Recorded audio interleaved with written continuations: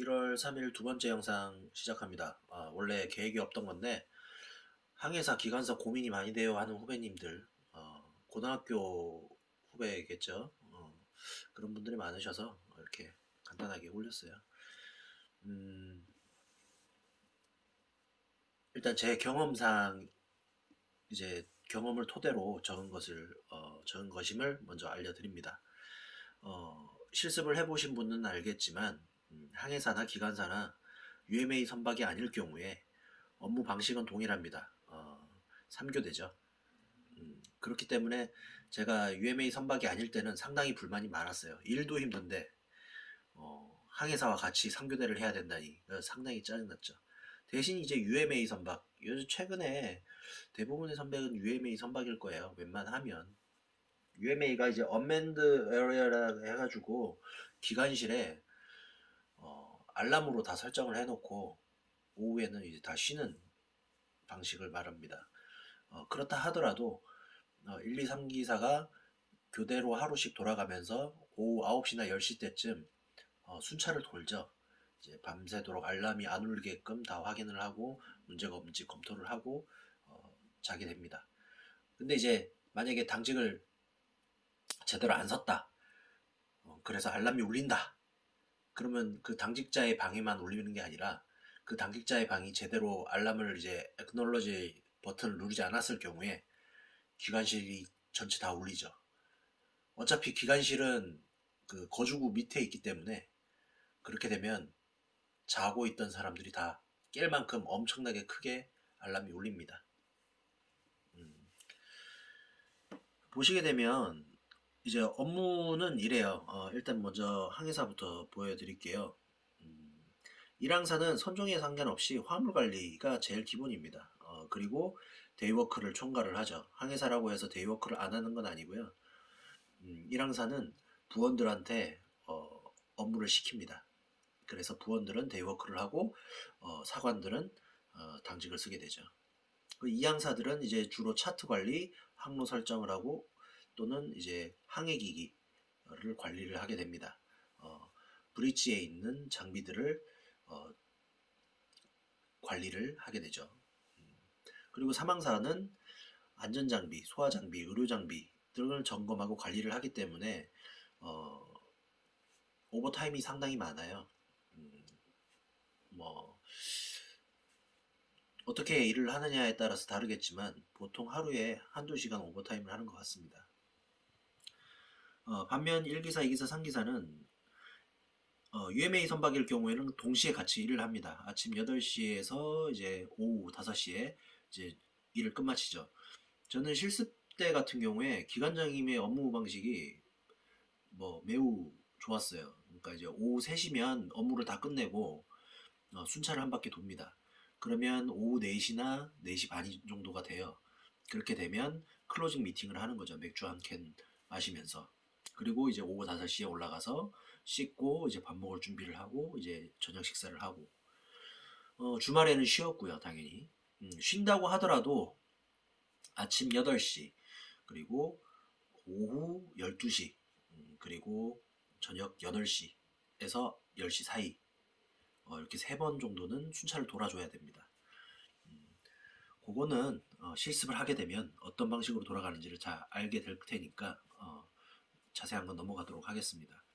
1기사 같은 경우는 기관부 데이워커를 총괄을 하고 기관실에 있는 기계 그리고 이제 화물을 선적하고 하역할 때 필요한 기계들을 모두 관리를 하죠. 그리고 윤활유를 관리를 하게 됩니다. 그리고 1기사의 담당 기기인 메인 엔진을 관리를 하죠. 2기사 같은 경우에 이제 F4 관리를 하게 되고 발전기, 청정기 3기사는 보일러, 냉동기, 에어컨 그리고 일반 저희 220V 전기를 관리를 합니다. 형광등을 간다거나 사소한 장비들, 도구들이 망가졌을 때 수리를 하게 됩니다. 저도 배를 타기 전까지는 물건 하나 뜯어본 적이 없었어요. 근데 배를 타고 나서 자신감이 생겼죠. 기계를 보면 큰 문제가 아니에요. 보통 이제 퓨즈가 나간다거나 선이 단락된다거나 뭐 보통 그렇기 때문에 뜯어보면 대충 이제 고치는 방법을 알게 됩니다. 그리고 냉동기 에어컨 같은 경우는 동일한 어, 그 기기인 거죠, 원래는. 다만 에어컨은 뭐 한 10도에서 뭐 30도 사이에 온도를 맞춘다고 하면 냉동기는 그보다 더 낮게 온도를 낮추는 나뿐이지 원리는 동일합니다. 다음으로 이 업무를 하다 보면 뭐 항해사가 더 위험해요, 기관사가 더 위험해요, 뭐 이런 질문을 하시는 분들이 더러 있어요. 궁금해하시는 사람도 있고. 요거는 나중에 또 영상을 따로 한번 어, 말씀을 드릴게요. 뭐 사고 사례 같은 영상이 있으면 더 이해하기 쉽겠지만 제가 아직 영상 편집 기술이라던가 영상에 대해서 이렇게 막 열심히 투자하고 싶은 마음은 없기 때문에 말로만 설명을 드리도록 하겠습니다. 일단 갑판 쪽 그 항해사들은 사고가 그렇게 많지는 않은데 한번 사고 나면 대형 사고가 납니다. 예를 들어서 압착 사고, 뭐 컨테이너가 이동이 되다가 컨테이너 선박 같은 경우 컨테이너를 들거든요. 그 밑에 있으면 안 되는데 어쩌다 보면은 이게 그게 뭐 어쩌다 떨어져가지고 압착이 될 수도 있는 거고, 또는 프로비전 크레인으로 이제 선박에 필요한 물건들을 올리다가 줄이 터져서 뭐 거기 깔리기도 하고. 이건 이제 그 사고 당한 자의 부주의죠. 이 크레인이 움직일 때는 그 근처에 가면 안 돼요. 아무리 튼튼해 보여도. 그리고 로프에 의한 절단 사고. 최근에도 이제 해군에서 호줄이 터져서 사망 사고가 있었죠. 뭐 그러한 사고들이 있습니다. 그렇기 때문에 1항사나 2항사나 이제 정박을 하거나 출항을 할 때 로프 상태를 보고 잘 신안을 해주어야 합니다. 또는 이제 데크 정비를 한다고 와이어 브러쉬로 이제 페인트를 깔 때가 있거든요. 그때 이제 보안경을 안 끼고 일을 하다가 눈에 이제 와이어 브러쉬가 꼽히는 사고가 더러 발생합니다. 발생 안 할 것 같죠. 꼭 그렇게 보안경 안 끼고 일하는 사람들이 있어요. 왜 그런지 모르겠습니다만 그러다가 사고가 납니다. 잠깐인데 뭐 이러다가. 그리고 기관부 쪽은 당연히 압착 사고는 많고요. 왜냐하면 기계들이 무겁고 정비를 할 때 기관실 내에 있는 크레인들을 많이 쓰거든요. 거기서도 이제 하다 보면 손가락이나 뭐 이런 데 이제 찌게 됩니다. 제 동기도 일기사가 돼서 F5 펌프를 정비를 하다가 어디에 이제 엄지손가락이 찧었나 봐요. 그래서 이제 엄지손가락을 수술 받았는데 지금 한국 상급에서 열심히 잘 일을 하고 있습니다. 그리고 이제 각종 절단 사고가 있는데 절단 사고가 어디에 협착이 돼서 절단이 되는 거예요. 정비를 할 때 날카로운 부분을 조심조심해서 해야 되는데 배는 또 항상 흔들리잖아요. 안 흔들리는 것처럼 보여도 물 위에 있기 때문에 흔들립니다. 그렇기 때문에 어중간하게 세워놨던 철판이라던가 이런 것들이 흔들리면서 떨어지게 되죠. 거기에 만약에 손가락이나 발가락이 있으면 잘릴 수도 있습니다. 실제로 그런 사례도 있고요. 그렇기 때문에 항상 기관실에 갈 때는 안전화를 신으라고 하는 이유입니다. 그리고 이제 이것도 기관부도 마찬가지로 와이어 브러쉬를 많이 사용해요. 묵은 F5 찌꺼기를 소재를 한다거나 할 때 와이어 브러쉬를 많이 사용하기 때문에 사고가 많이 생깁니다. 그리고 그러면 항해사하고 기관사하고 장단점이 무엇이 있을까? 업무에 대해서는 어떤 게 좋다 나쁘다 이렇게 말씀드릴 수가 제가 없는데, 확연한 장점과 단점에 대해서는 제가 말씀드릴 수 있습니다. 일단 항해사 같은 경우에는 항해나 앵커링 중에는 업무가 매우 편해요. 저희는 기관부 같은 경우는 항해나 앵커링 중에도 앵커링 시에는 엔진이 쉬고 있기 때문에 그때는 엔진 작업을 해야 되거든요. 보통 피스톤을 한번 뽑으면 한 8시간 걸립니다. 그렇게 되면 이제 하루 꼬딱 엔진 작업을 하게 되는 거죠. 그때 이제 쉴 때 가끔씩 브릿지에 올라가게 되면 브릿지에서는 여유롭게 커피를 마시며 서류 작업을 하고 있죠. 물론 이제 서류 작업이 쉬운 건 아닙니다. 어쨌든 육체적으로는 조금 힘들죠. 음, 그렇기 때문에 항해나 앵커링 때는 가판부가 상당히 부러웠어요. 단 UMA 선박일 경우에 항해 중에도 기관부가 훨씬 편합니다. 제가 봤을 때는. UMA 선박이라고 하는 거는 일단 기기 상태가 컨디션이 괜찮기 때문에 UMA를 하는 거거든요. 알람이 잘 안 울리기 때문에. 취침을 하고 있는 동안에는 알람이 울리면 안 됩니다. UMA 검사를 할 때도요. 8시간 동안은 알람이 울리면 안 됩니다. 만약에 검사를 하는데 8시간 중에 알람이 울리게 되면 UMA fail 되기 때문에 UMA 검사에 통과가 안 될 수가 있어요. 그래 주말에 쉬기 때문에 상당히 마음적으로 여유롭죠. 술을 좋아하시는 분은 술 진탕 맞고 토요일 날 늦게 일어나고요. 그런 경우도 있고. 단 이제 상기사는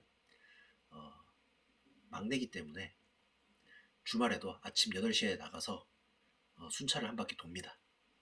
처음엔 상당히 힘들고 귀찮고 짜증나고 이랬는데 규칙적인 생활하기에는 괜찮아요. 순찰하는 것도 처음에는 어렵지 몰라도 숙달이 되면 한 3, 40분이면 돌게 됩니다. 그리고 기기가 새 기계나 트러블이 적다면 업무 강도가 항해사들보다 상당히 낮아지게 됩니다. 서류 작업이 그렇게 많지가 않거든요. 여기 심사 및 각종 검사 시 서류 검사가 적다라고 적혀 있는데 대부분 기관부가 검사를 한 반나절 일찍 끝나요. 그리고 나머지는 선장님이 일항사와 함께 심사나 검사를 하게 되죠. 왜냐하면 각종 서류는 배에 관련된 서류는 선장님이 모두 가지고 계십니다. 거의 모두. 이제 환경오염적인 부분에 대해서만 이제 기관장님이 가지고 계시는데 그 부분에 대해서 심사나 검사를 할 때 코치코치 캐묻거나 그런 게 별로 없어요. 그리고 항해사의 장점은 나중에 선박의 최고지인 선장이 될 수 있다는 게 항해사의 장점이죠.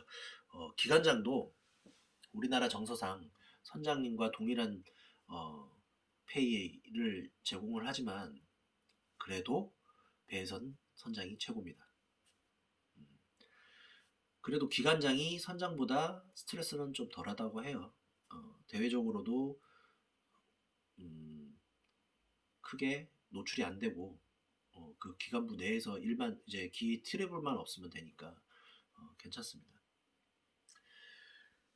그러면 단점은 뭐가 있을까?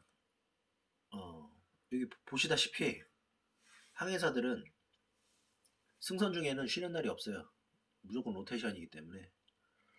그리고 심사 서류 시 이제 기관부보다 서류 심사가 복잡하고 짜증난다는 거.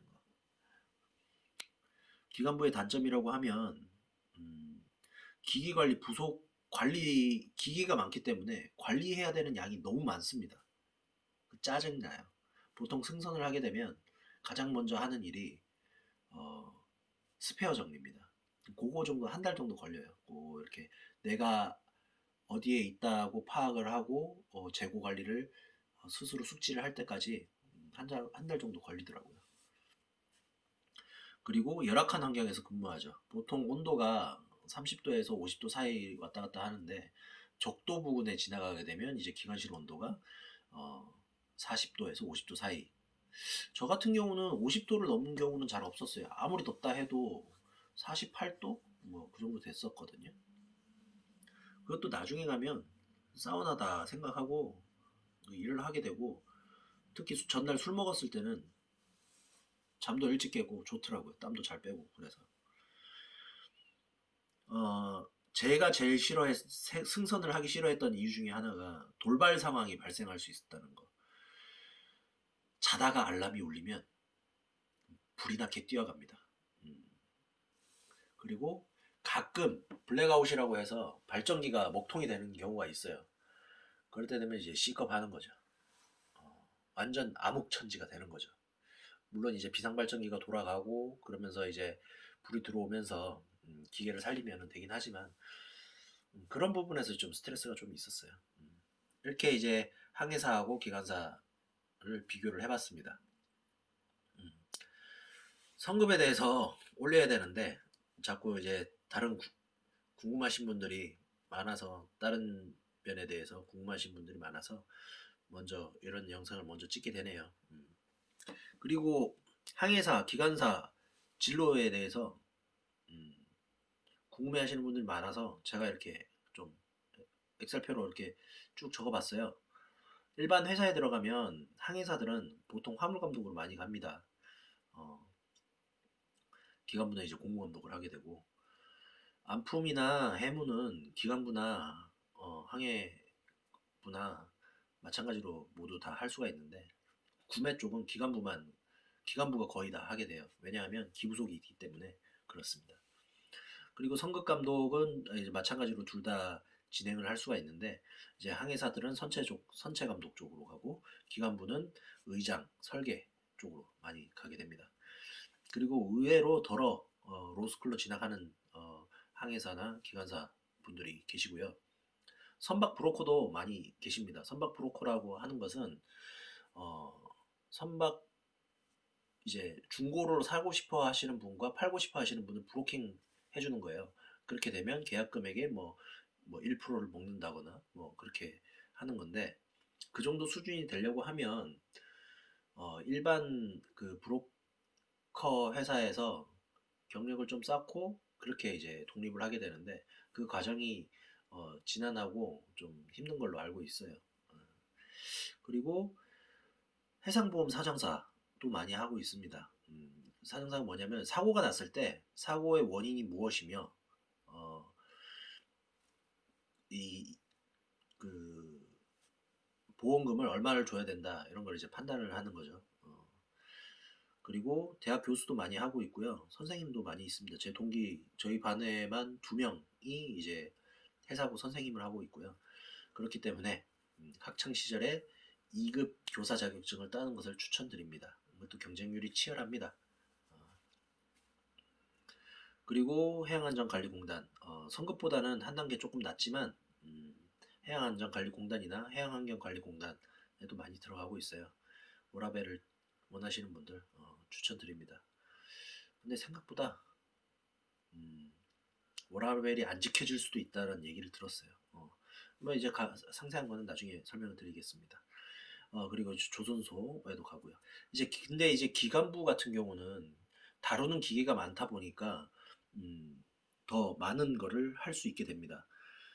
예를 들면 발전소에도 진출을 하고 있는 동기가 있고요. 가스공사에 이제 공채로 들어가는 친구가 있고 선박의 경력은 쳐주질 않아요. 이제 들어가고 나서 업무 내 역량을 펼칠 때는 도움이 되겠지만 진학하는 데는 그 시험을 치는 데는 도움이 되지 않습니다. 그리고 이제 각종 메이커의 AS 기사나 영업 담당 또는 품질 관리로 진로를 설정할 수도 있습니다. AS 기사는 유튜브에 보면 AS 기사 하시는 분이 있더라고요. 해양대학교 출신은 아니신데 그분 영상을 참고하시면 될 것 같습니다. 참고로 AS 기사도 선박 스케줄을 따라가야 되기 때문에 집안에 있는 경우가 365일 중에 한 200일 이상은 출장을 가야 되는 걸로 알고 있습니다. 그리고 수리업체 그리고 저번에 말씀을 못 드렸는데 벙커 트레이더나 윤활유 업체도 많이 취직을 하게 됩니다. 윤활유 업체라 그래서 뭐 작은 업체가 아니고요. 쉘, 쉐브론, 토탈, SK 루브리컨츠 같은 대기업에도 거기 가서 이제 기술 영업을 담당을 하게 되죠. 밑에 써놨죠? 승선 경력은 거둘 뿐 진로는 자기 자신이 정해서 개척을 해야 됩니다. 업무를 할 때 도움이 많이 되겠지만 시험을 쳐서 들어가야 된다는 공채로 시험을 쳐서 들어가야 된다고 할 때는 크게 도움이 되는 부분이 없을 수 있습니다. 어, 선박직 공무원 같은 경우는 도움이 많이 되지만 특차가 있기 때문에요. 어, 해경을 준비를 했을 때도 이제 선박직 공무원으로 특차가 있습니다. 거기 몇 년을 하게 되면 육상직으로 발령받을 수 있다고 하더라고요. 이런 식으로. 예, 오늘은 항해과 기관과를 이제 비교를 해봤습니다. 조만간 빨리 성급에 대해서 올려야 되는데 죄송합니다. 자꾸 다른 거부터 먼저 올리게 돼서.